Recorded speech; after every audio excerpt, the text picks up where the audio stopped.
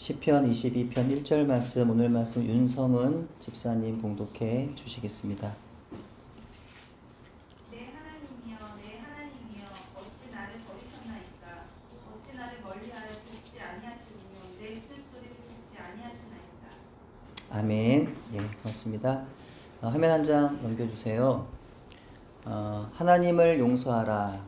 예, 하나님을 용서하라 라는 책이 있습니다. 우리 믿는 사람들로서는 이 책의 제목은 참으로 의아하고 황당합니다. 여러분, 이 말을 들을 때 어떤 생각을 하게 되시나요? 하나님을 용서하라? 무슨 소리지?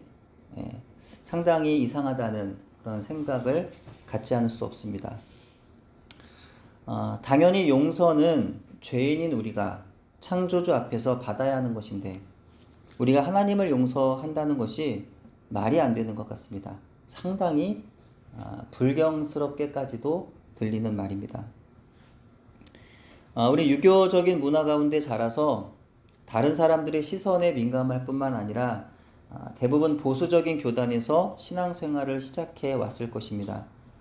그렇기 때문에 교회 안에서 믿음이 아닌 말을 입 밖에 낼 수가 없었습니다. 믿을 수 없지만 믿는 척 해야 했습니다. 저마다 하나님을 향한 믿음을 고백하고 삶 가운데 경험한 그분의 인도하심을 말할 때에 나도 마치 그들과 같은 믿음을 가지고 있는 것처럼 연기해야 할 때가 있었습니다. 그래야 믿음 없는 사람 혹은 이상한 사람 취급을 받지 아니하고 그 공동체 안에 속할 수 있었기 때문입니다. 그러는 가운데 하나님을 향한 심각한 실망과 의심 가운데 영적인 방황을 하고 있으면서도 하나님께 대한 그 부정적인 감정의 상태를 아무에게도 말할 수 없었습니다. 속은 답답하고 여러 가지 번뇌가 있었는데 털어놓을 데가 아무데도 없었습니다. 말해봤자 그들은 이해하지 못할 것이고 심지어 그들에게서 나올 수많은 충고들이나 비난들이 부담스럽고 두려웠던 것입니다. 그래서 차라리 아무도 나의 영적인 상태를 알지 못하도록 적당하게 믿는 척 연기해야 하는 때가 있었습니다. 하지만 이 책은 오히려 하나님께 원망스러운 마음을 털어놓으라고 가르칩니다. 적지 않은 성도들이 아예 하나님께 원망의 마음을 품으면 잘못인 줄로 알고 있는데도 말입니다. 그래서 그런 마음을 품었다가는 바로 죄로 여기고 회개해야 되는 줄로 알고 있는데도 말입니다. 이와 같은 고민을 우리가 하게 되는 이유는 무엇일까요? 하나님께서는 모든 인간에게 감정을 주셨습니다. 이 감정이라는 것이 하나님을 믿음과 동시에 언제나 늘 긍정적인 것으로 나타나진 않습니다. 예수님을 믿음으로 고백하고 그분을 따르기로 결정하는 즉시로 모든 부정적인 감정에서 벗어나 건강하고 자신감 넘치며 활발한 감정의 사람으로 변화되는 것은 아니더라는 것입니다. 하나님을 믿기 전이나 하나님 믿고 난 후로도 우리의 감정의 상태는 크게 달라지지 않습니다. 다만 그 감정에 대해서 반응하는 방식이 이전과는 달라지더라는 것이죠. 예수님을 마음에 영접하고 하나님의 자녀가 된 사람도 여전히 감정의 영향을 받을 수 있습니다. 슬픈 일 앞에서는 슬픈 게 당연한 것이고, 실망스러운 일 앞에서는 실망하는 것이 당연한 것이고, 분노가 오를 상황에서는 분노하는 것이 당연합니다. 근데 예수님을 믿고서부터 우리는 이 감정에 대해서 지나친 죄의식을 갖게 되더라는 거죠. 이 부정적인 감정에 대해서 아무런 문제의식을 가지지 않는 것도 잘못이지만, 그래서 툭하면 자기 감정에 휩싸여서 남은 생각하지 않고 자주 화를 내고 자주 절망하는 것도 좋지는 않겠죠. 하지만 부정적인 감정에 대하여 지나친 죄의식으로 자연스럽게 내 안에서 일어나는 감정들을 무조건 꾹꾹 억누르는 것 역시도 잘못된 것입니다. 자신의 자연스러운 감정들을 인정하지 않고 자주 억누르면서 스스로를 속이다 보면 어느 순간 자기 감정을 인지하지 못하게 됩니다. 내가 슬픈 것 같은데 왜 슬픈지를 몰라요. 내가 기쁜데 왜 기쁜 건지, 왜 우울한지, 왜 지금 흥분이 되는 건지, 또 어떻게 슬프고 어떻게 기쁘고 우울하고 흥분이 되는지를, 그 감정의 이유와 상태를 잘 알지 못하게 되고 설명하지 못하게 됩니다. 내가 나에 대해서 모르게 되는 거죠.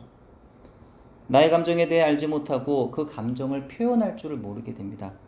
그러다 보면 다른 사람들과 감정의 교류를 갖는데도 어려움을 가지게 되죠. 사람들 앞에 마음을 열지 못하고 자기 감정을 내보이지를 못하니 남들과 친밀함을 가질 수가 없게 됩니다. 결국 이것은요, 삶의 불만족으로 이어지고 자존감에도 문제가 생기게 됩니다. 나아가 이것은 하나님과 친밀한 교제를 가지는 데에도 문제로 이어지게 됩니다. 사실 슬프면 울고 화나면 화를 내는 것이 당연합니다. 그게 건강한 것입니다.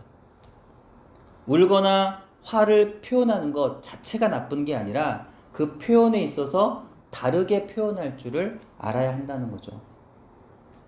우리가 예수님을 믿는 사람들이지만, 창조주 하나님의 보호하심을 받는 사람들이지만, 그럼에도 불구하고 우리는 세상에서 뜻하지 않은 어려운 일들을 만나게 됩니다. 예수 믿는다고 고난이 없는 게 아니잖아요. 힘들고 어려운 일이 우리를 다 피해가지 않습니다.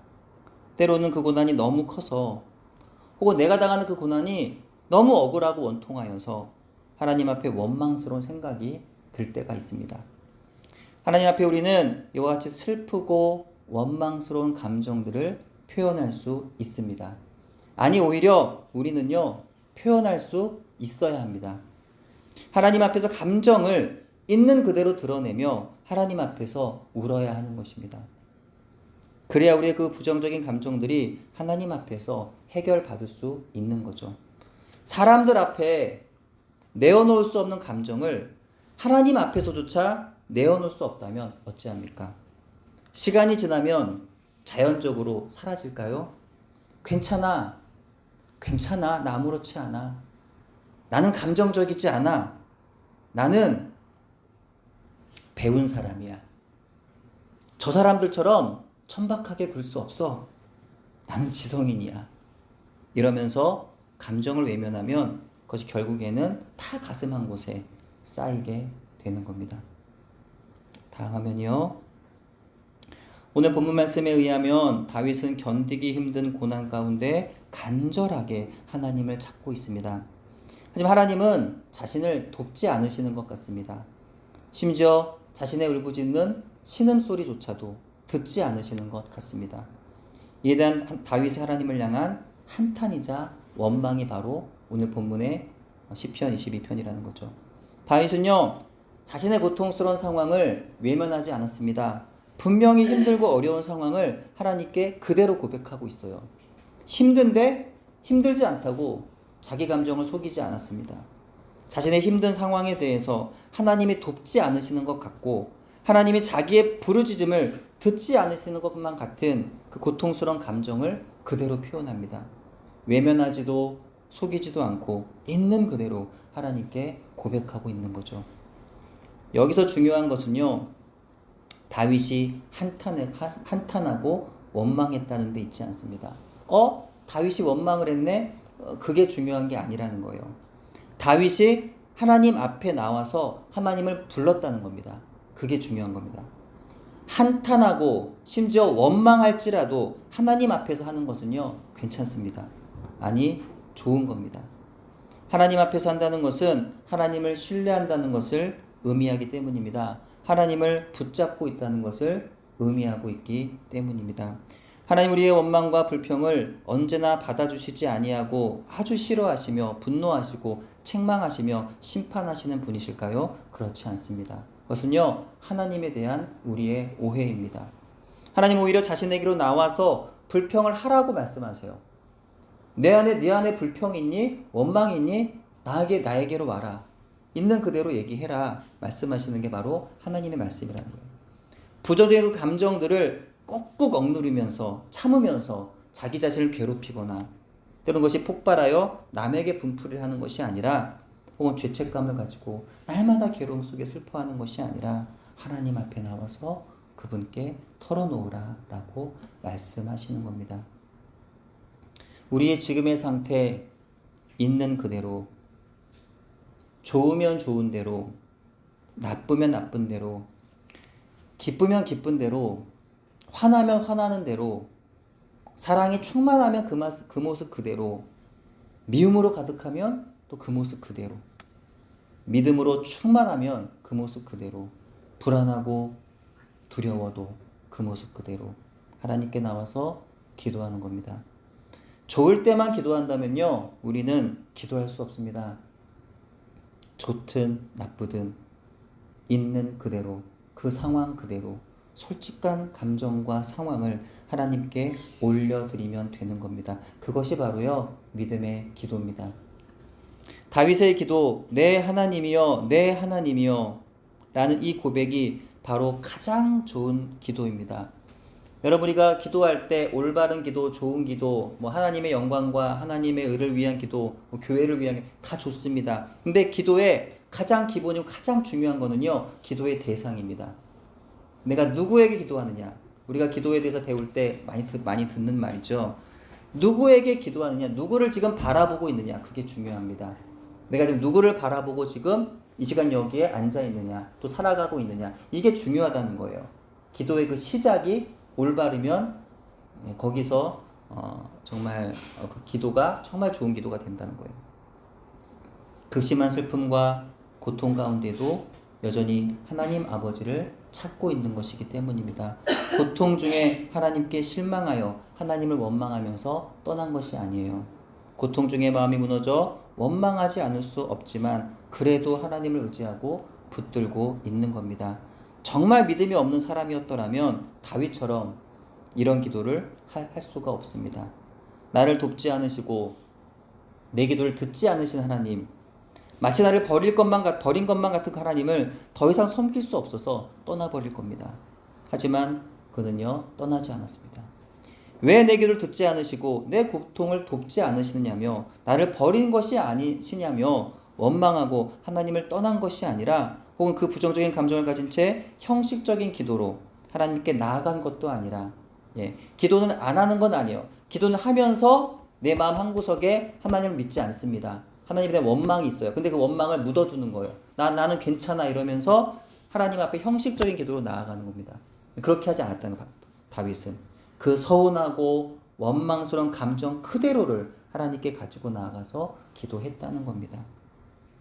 왜 도와주지 않으시느냐며 하나님 앞에 부르짖어 기도했어요. 그렇게 더 하나님 앞에 엎드렸습니다. 더 간절히 기도했습니다. 듣지 않으시니까 기도하지 않는 것이 아니라 더 기도했다는 거예요. 부르짖어도 응답하지 않으시니까 더 이상 부르짖지 않은 게 아니라 더 부르짖었습니다. 그렇게 기도하던 다윗은요, 이후 기도가 변하게 되죠. 고통 중에도 여호와 하나님을 찬양하게 되었습니다. 하나님은 고통받는 사람의 고통을 가볍게 여기지 않으시고 고통받는 사람을 외면하지도 않으시며 부르짖는 사람에게 언제나 응답하시는 분이라고 하는 고백으로 그의 고백이 바뀌게 됩니다. 상황은 비록 변하지 않았지만 이와 같이 하나님을 신뢰함으로 평강 가운데 찬양하게 되었던 것입니다. 여기서 우리는요, 기도를 어떻게 해야 하는지 하나의 교훈을 또 얻게 됩니다. 우선은 하나님 앞에 나와서 다시 말씀드리지만 솔직하게 기도해야 됩니다. 솔직하게. 마치 내가 믿음이 있는 것처럼, 사랑이 많은 것처럼, 내가 똑똑하고 지혜로운 사람인 것처럼, 전혀 힘들거나 괴롭지 않은 것처럼 미사여구를 사용하여 아름다운 말로 나도 기도할 수 있는 사람이라는 듯이 그렇게 꾸며서 기도하지 말고 내 중심을 아신 하나님 앞에서 있는 그대로 기도해야 하는 겁니다. 믿어지지 않고 의심이 되면 믿어지지 않는다고 기도하는 거죠. 고통스럽고 괴로우면 고통스럽다고 기도합니다. 나를 힘들게 하는 사람이 미우면 밉다고 기도하면 됩니다. 지금의 상황이 짜증나고 화가 나면 화가 난다고 기도하면 됩니다. 하나님 돕지 않으신다고, 나의 기도를 듣지 않으신다고 느껴지면 다윗처럼 그렇게 기도하면 되는 것입니다. 그리고 두 번째로 기도에 있어서 우리가 기억할 것은 이와 같이 기도하되 지금의 그 실망스럽고 원망스럽고 분노가 차오르던 감정이 안정될 때까지 계속 기도해야 하는 겁니다. 하나님이 나의 억눌리고 원통한 마음에 평화 주실 때까지 계속 기도해야 하는 것입니다. 우리가 잘 아는 한나의 기도를 보면 한나가 나중에 어떻게 됩니까? 하나님 앞에 간절히 기도하다가 하나님께서 마음에 평화를 주잖아요. 예, 그래서 마음이 평안해져서 믿고 돌아갔다라는 그런 말씀 있잖아요. 기도할 때 그렇게 하나님 평안을 주실 때까지, 예, 그 고통이 평화로 바뀌고 찬양으로 바뀔 때까지 계속 기도해야 한다는 것입니다. 기도할 때 우리는 얼마나 오래 기도해야 하는 걸까요? 라고 묻는다면 이 질문은 조금 잘못된 질문입니다. 질문을 조금 바꿀 필요가 있어요. 기도할 때 우리가 응답을 받으려면 얼마나 기도해야 할까요? 라고 물어야 하겠습니다. 기도할 때 응답은요, 여러 가지로 올 수 있겠지만 일반적인 기도의 응답은요, 마음의 평안입니다. 무너지고 요동치던 마음이 어느 순간 평안해졌다고 한다면 그것은요, 하나님께서 응답하신 것입니다. 만약 아무리 기도해도 마음이 여전히 불안하다고 한다면 그것은요, 하나님이 원하시지 않는 것이라고 이해해도 됩니다. 그렇기 때문에 하나님께서 나를 버리신 것과 같은 아프고 고통스러운 상황 속에서 아무리 기도하여도 하나님께서 나에게 부르짖는 기도를 들으시지 않으시고 나를 돕지 않으시는 것으로 느껴질지라도 그럼에도 불구하고 우리는 여전히 하나님을 찾아야 합니다. 하나님의 이름을 불러야 합니다. 또한 도움을 구해야 합니다. 계속해서 하나님의 응답을 구해야 합니다. 응답하실 때까지 기도해야 합니다. 평안 주실 때까지, 찬양의 고백이 나올 때까지 기도해야 하는 것입니다. 다음 화면 넘겨주세요.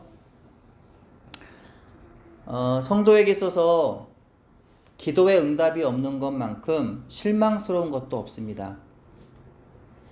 평생 동안 병 낫기를 그렇게 오래 기도했는데 응답되지 않았다고 한다면,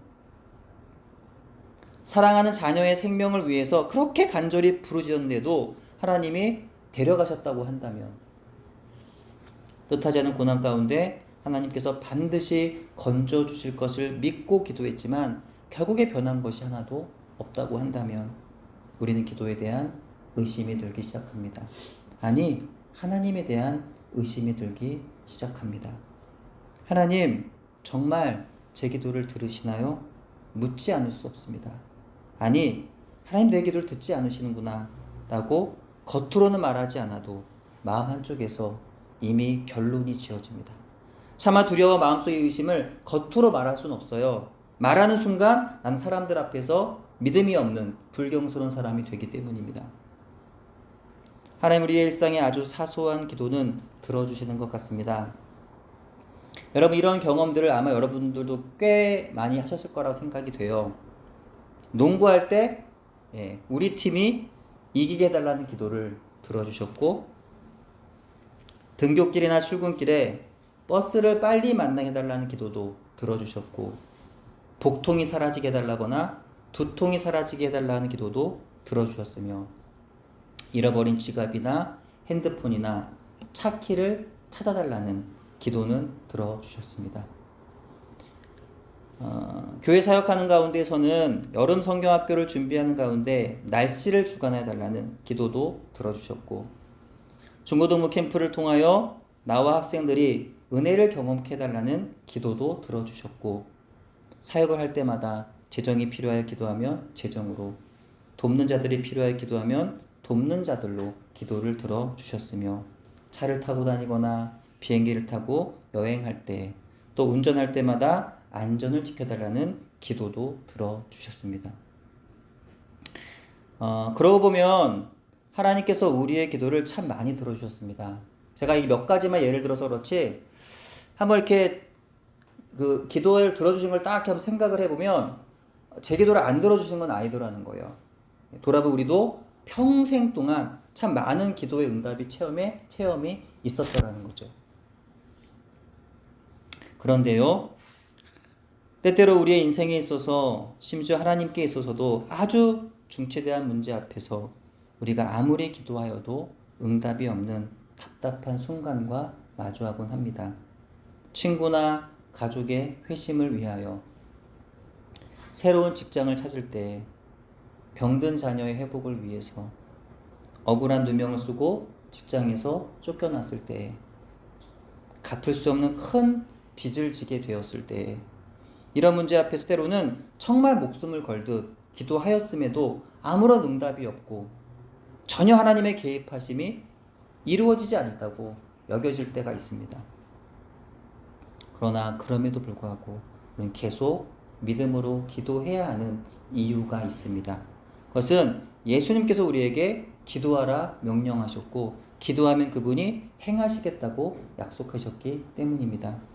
다음에 말씀 같이 읽을게요. 누가복음 11장 9절 10절 시작. 내가 또 너에게 이르노니 구하라 그러면 너에게 주실 것이요 찾으라 그러면 찾아낼 것이요 문을 두드리라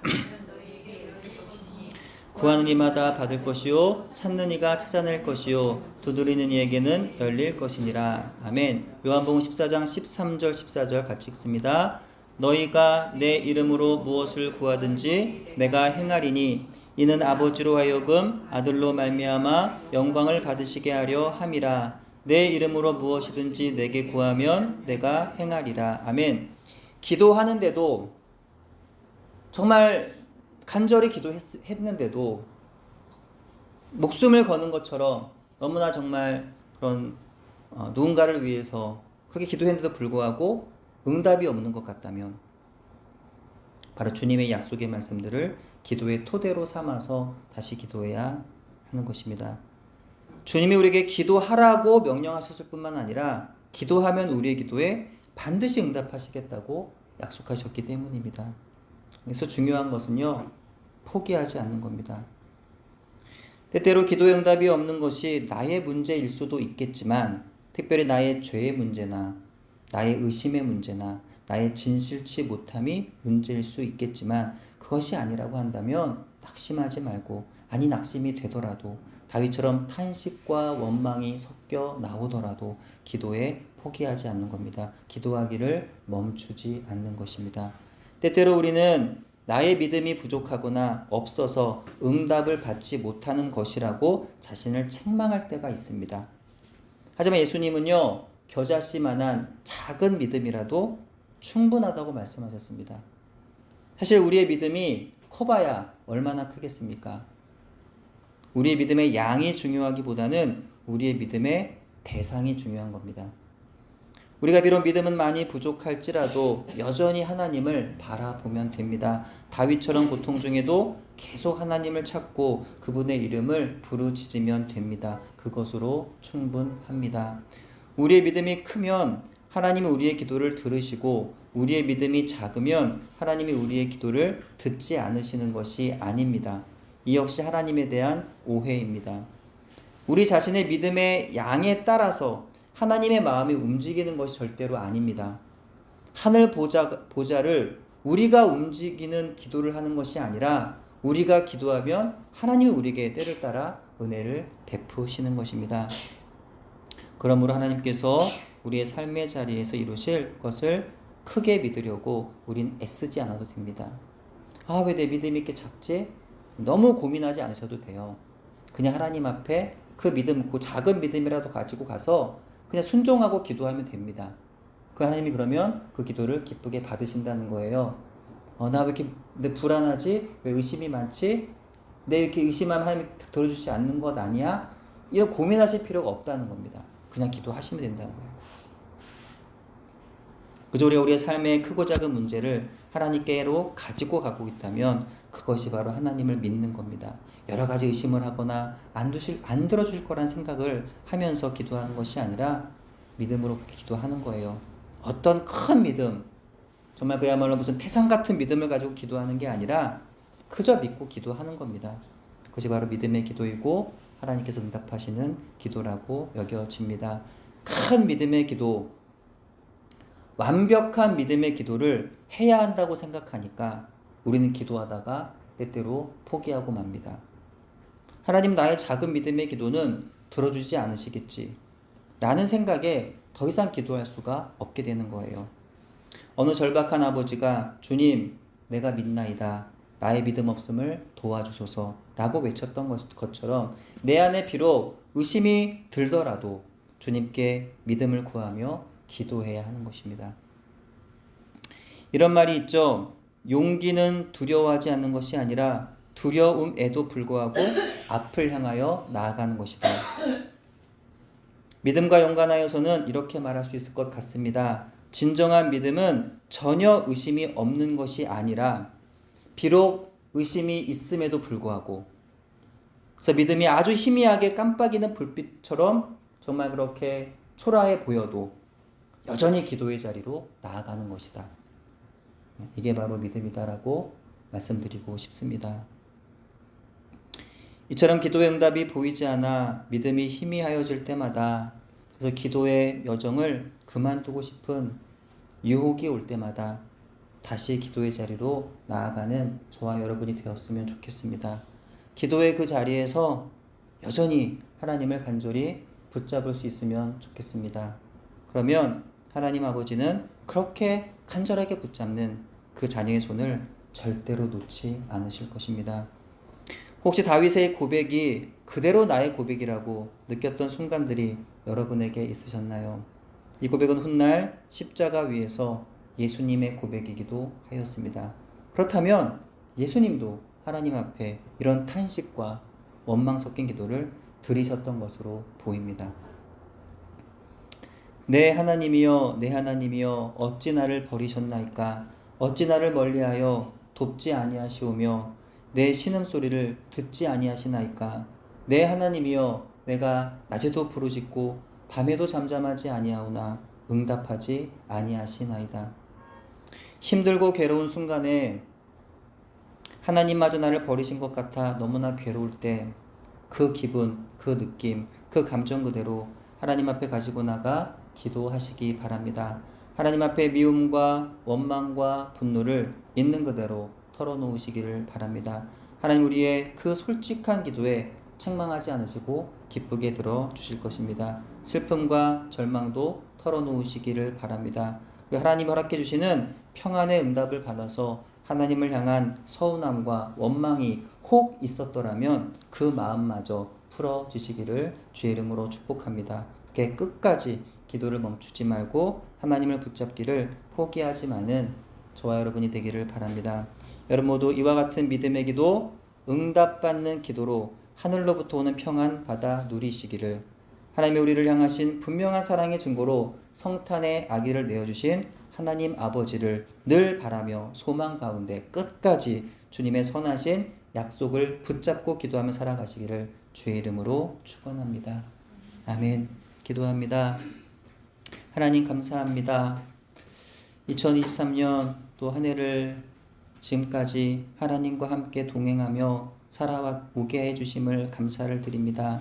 하나님, 지금까지 함께 하셨던 하나님께서 오늘도 또 앞으로도 함께 하시며 영원히 동행하실 것을 믿으며 감사드립니다. 날마다 우리의 삶의 그 자리에서 세상 가운데에서 내가 혼자 살아가고 있는 것이 아님을 항상 하나님께서 함께하고 계시고 우리의 가슴 아픈 또 그 기도와 간구를 늘 들으시고 우리를 도우시는 하나님이심을 우리가 기억하게 해주셔서 그 믿음 가지고 날마다 기도하며 하나님의 인도하심을 잘 받고 살아가는 우리 인생이 되어지도록 은혜 베풀어 주시옵소서. 감사드리오며 예수님의 이름으로 기도합니다.